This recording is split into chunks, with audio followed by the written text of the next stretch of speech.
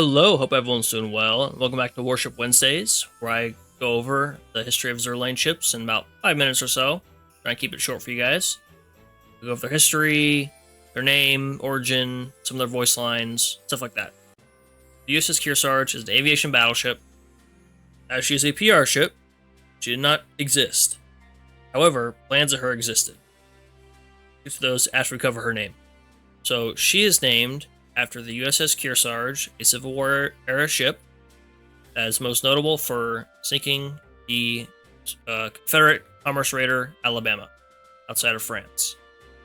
And so after that distinction of dealing with this fearsome raider, all subsequent ships that were named Kearsarge are named after that ship instead of what the original ship was named after, was Mount Kearsarge in New Hampshire.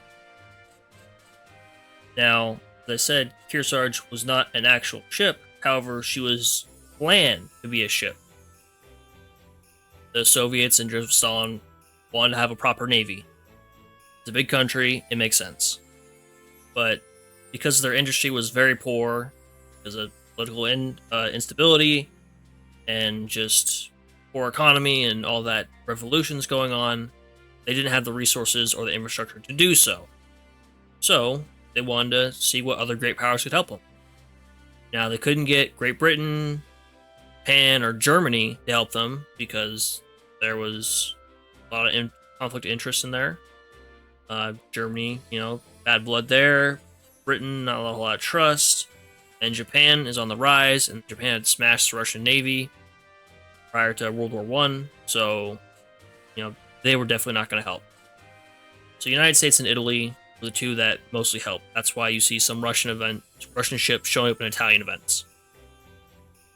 But for Kearsarge herself, she was to be built by the U.S., in the U.S., for the Russian Navy, as a combination of a battleship and an aircraft carrier to ideally have the best of both worlds.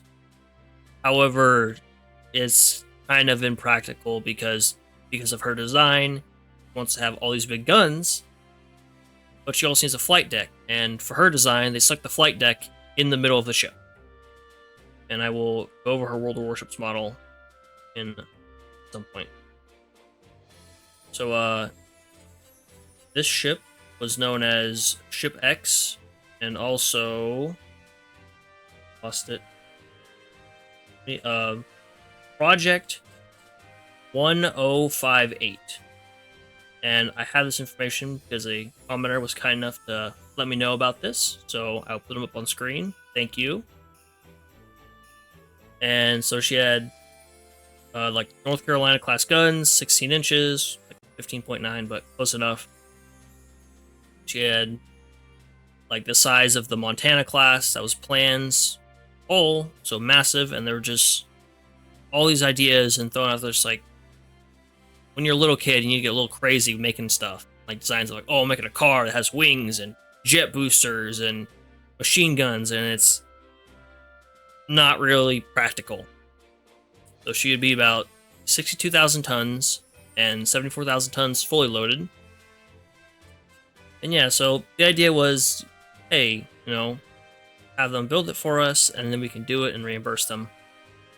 But the U.S. was like, hey, one, this is crazy, we don't have the infrastructure to do this. Two, we signed all these treaties, and by building this, we would be breaking the treaties, even if it is for someone else. And the Soviets said, well, hey, we could help deal with Japan, help us with this.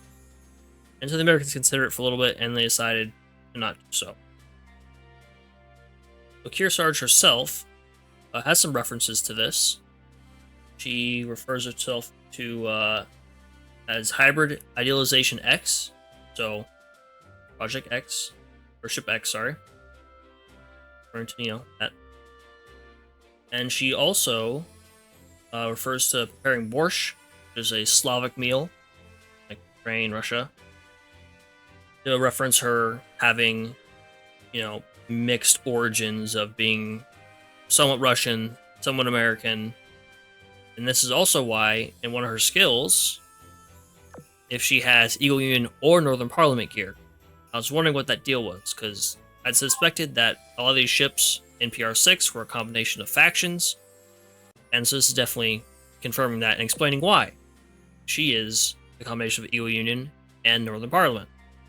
So she's got the very white hair, very flowy white hair that like Soviet Soz has, Avora has. A lot of those Russian ships have like very nice white hair. I think that's all for the history of the ship, and I'll just go over her World of Warships model. Just 1 second.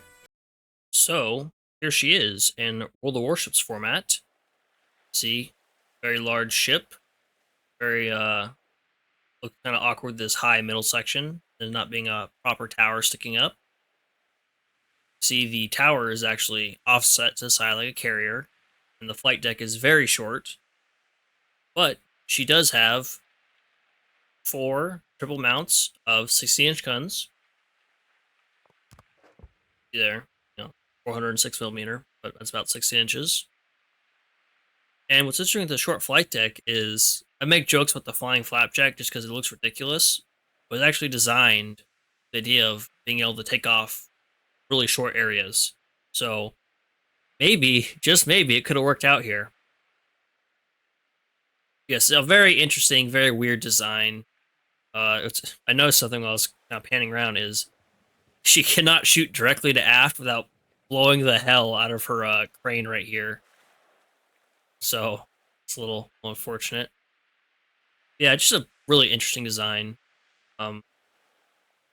However, not actually very practical, as you can imagine, just because this stuff gets blown in the middle. That's not good, and you have all the jet fuel and the aviation fuel and the bombs for the planes, in addition to your shells for your guns. That's just a lot of stuff that can, if it gets hit, could go up. So yes, this was another installment of Warship Wednesday, a little over 5 minutes this time.